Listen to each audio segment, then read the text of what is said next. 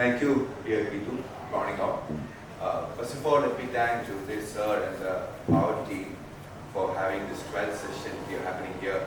I was part of all the 12 years of JPEF, so happy to be here once more. So during this time, I was given a very important topic: HIIT for diabetes, benefits and precautions. Can anybody explain the full form of HIIT? Perfect, thank you. So I think most of you have known that what is happening with HIIT. Thank you so much. So before moving to HIIT, I thought of like going from the basics basically. So do you think are these the same physical activity and exercise? No, not at all. So this presentation I used to do for all the presentation when it comes to exercise.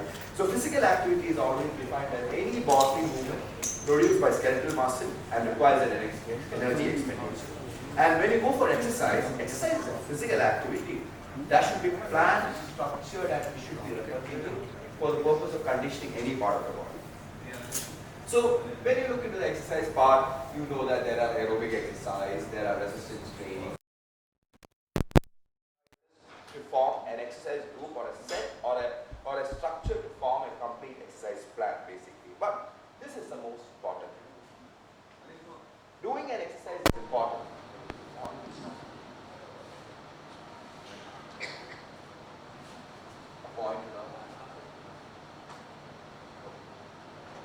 So, but what we have to understand is that there are three types of intensity basically. Low intensity physical activity, moderate intensity physical activity, and high intensity physical activity.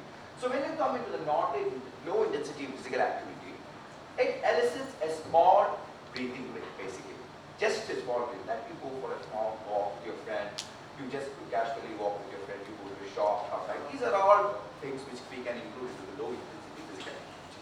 And when you go to the moderate intensity physical activity, it elicits a moderate to noticeable increase of rate of breathing basically. So you purposefully walk. You want to do exercise and you go for a walk. That includes a moderate intensity activity. You do a gardening there, you clean the house, wash your car, that's all. That can be included in the moderate physical intensity activity. And when you go for a high intensity physical activity, don't look into the photo basically. I just put a photo to show the high intensity activity.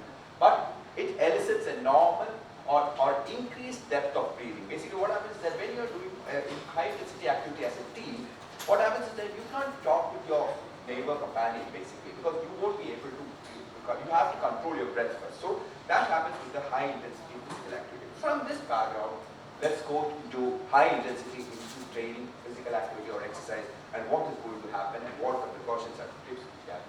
Let's go through the past first. We have always hearing about high intensity physical activity. Is there a past for that? Are there studies in that? Is there a scientific data regarding that? So we have to thank this man, Arthur Johns, who was the inventor of a high intensity physical activity in 1970. He is a famous inventor for a machine, a gym machine company called Nautilus. Nautilus is one of the famous brands, very expensive brand that has got a long history and that has the only brand that has been using all the scientific data at that time.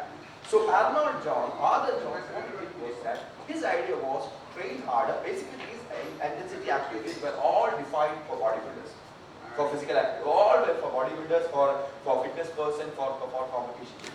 So what his idea was, train harder but shorter and for a less frequent workout.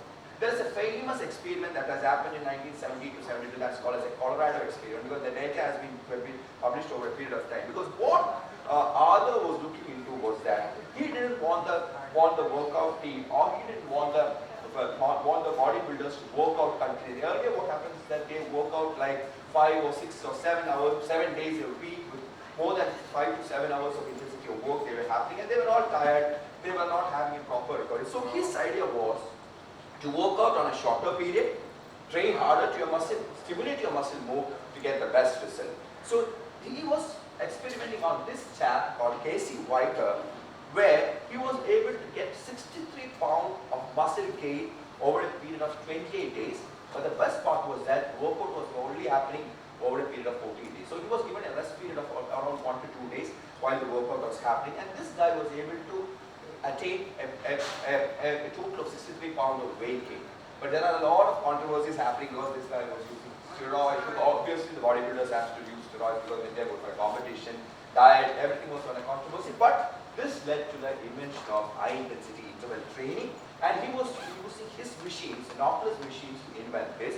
And Nautilus machines were basically planned to give maximum intensity to get the best result. Then this comes the monster. Does anybody know this fellow? He is the 6 times Mr. Olympia, consecutive Mr. Olympia called Dory. He is now 62, beautiful wife, Galley. They are always into the fitness team, and they form a brand called DY. Basically, he was a 6 times consecutive Mr. Olympia winner who was always showing a pivotal role in high intensity interval training. So he was always focusing on that, train harder, shorter, get the best result, what's happening. So when you go to the physical activity or high intensity physical activity, what you have to know is the energy system that is happening in the body. There are basically 3 types of energy system in the body when you are going to do a workout. First one is a phosphagen system. The second one is a glycogen or lactic acid system, and the other one is called aerobic respiration. So I'll explain very simple. It's a very simple example. You want to go to your hospital, your car is not working, you are going to catch a bus. So when you're going to reach the bus station, you're seeing that your bus is going to go. So what are you going to do? You have to run, that's it, right? So what happens is that during the first 3 seconds, the ATP in your muscle is being utilized by the muscle itself. So there is a depletion of energy that is going to happen. Then the phosphagen system kicks in, which has got an action for about 8 to 10 seconds. The phosphagen system works with creatine phosphate, creatine kinase and creatine phosphate system that helps to convert ATP to ADP and back ADP to ATP. That's what is happening. These are all anaerobic cycle happening. That kicks in within the next 8 to 10 seconds. After that, that's not there. That gets over. Then goes the lactic acid system, the glycogen system, where the glycogen that is stored in your muscle is being utilized. And that kicks in for 1 to 3 minutes. You try to catch the bus, you reach near to the bus, but the bus is left. The only way that is left is you have to run to your hospital. So when you are going to do a long run, or like a marathon run, or 1 to 2 kilometer run, the aerobic respiration starts. That gives you energy. This is how the basic stimulation works, and this is how the energy system works. So high intensity interval activity uses this aerobic cycle basically. So they use a phosphagen system. Initially they use the ATP, then the phosphagen system and the glycogen system or the lactic acid system to get the best result. So is there a scientific data behind that? This was data that has been published in 2001 by Lukje, and he was looking at the effect of increasing exercise intensity and on the muscle fuel and the utilization units. So what he found is that 55 to 65% of intensity helps in maximum utilization of body fat. So this is what the data looks like. So this showed a promising result at that time itself. And when you look into this data, what you see is that light to moderate intensity activity helps in the better burning of fat. But you want to use that in patients with diabetes, where you have to use your blood sugar at home.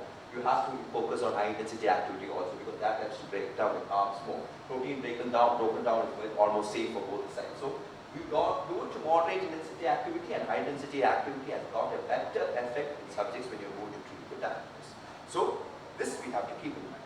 With that, let's go to the physical activity recommendations in diabetes. So before going to the diabetes recommendation, let's look into the normal level. So this was the guideline that has been published by ADA 2024.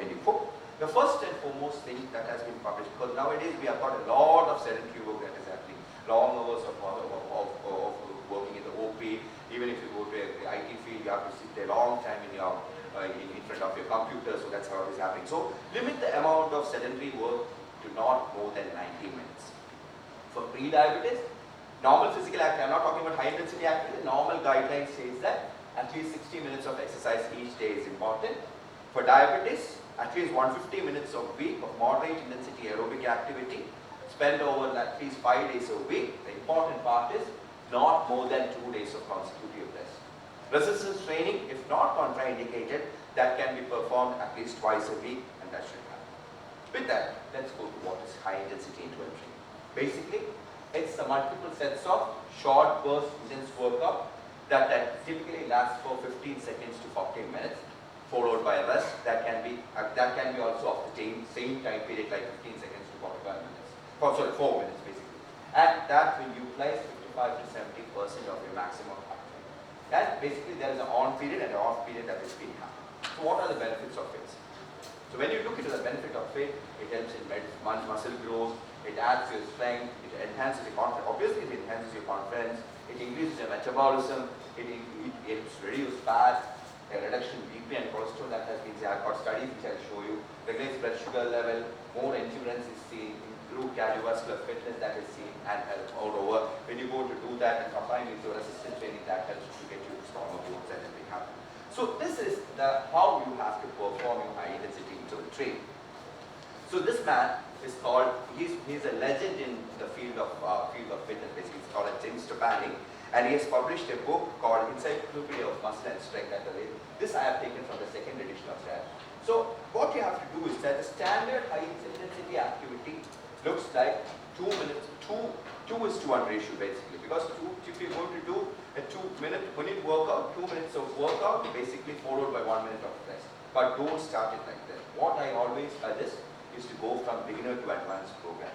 So when you look into the ratio for a beginner to advanced program, the ratio is like start with 1:4, then make it 1:2. So 1 minute of work, 4 minutes of rest.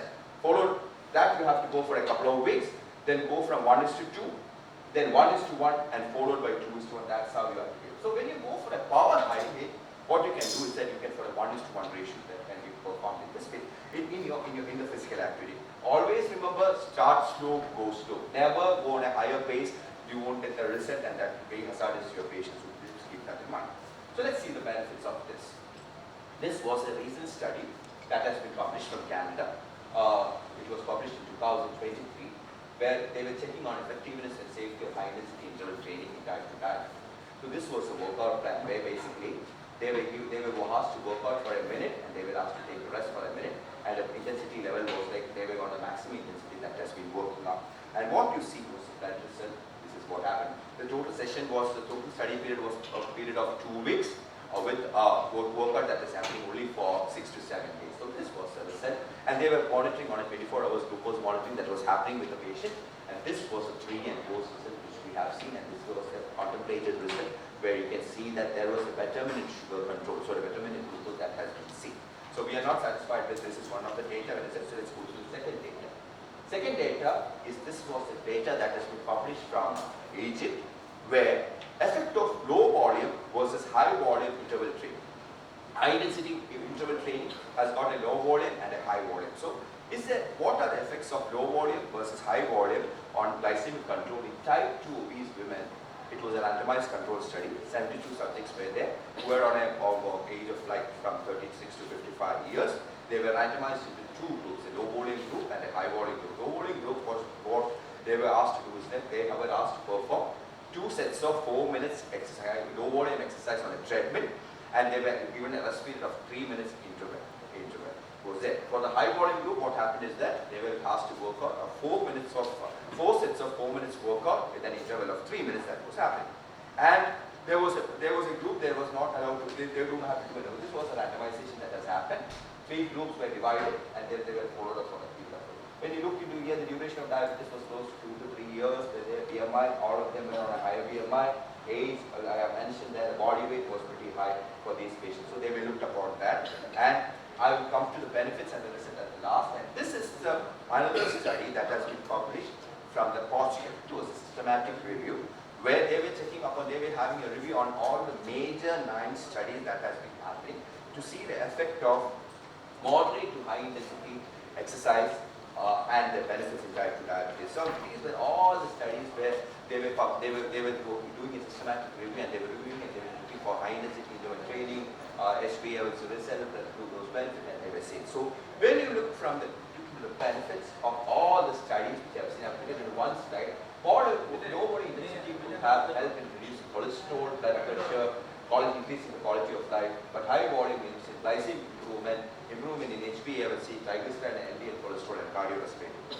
So I'll take 1 more minute, and I'll just go for the precautions. First, what we have to do is that we have to assess the patient, assess the BMI, waist circumference, complete pelvis investigation has to be done. ECG and cardiac evaluation is a must before doing these type of exercise. Foot examination, eye checkup should be performed. Safety concerns, always keep in mind, ask them to drink plenty of water, ask them to select the appropriate gear to do the exercise. Always have a complete assessment and avoid sudden commencement and sudden stop of this exercise. This is a starter's walking plan which I used to advise to all my patients, because when you look into that, can I take one more minute? Yeah, okay, thank you. So this is a walker plan which we can advise as a first slide to start with. Start with 5 minutes, 10 minutes of slow walking for the first 1 week, and over a period of 12 weeks, what you can do is that you can increase up to 45 minutes to 50 minutes. This you can do as a normal regular exercise for a patient. After that, when this is completed, you can advise them to do the exercise. So avoid HIIT if the blood glucose level is more than 300. Low blood glucose you have to avoid. High cholesterol level you have to control, or if needed statins and HbA1c more than 8, it should be avoided. Hypoglycemia, as you all know, keep a snack beside you when you're going to do the exercise. Peripheral neuropathy, obviously weight bearing exercise or repetitive exercise should be avoided. When nephropathy, this is one of the most important thing. High intensity interval training is contraindicated. Low to moderate exercise should be advised for in nephropathy patients.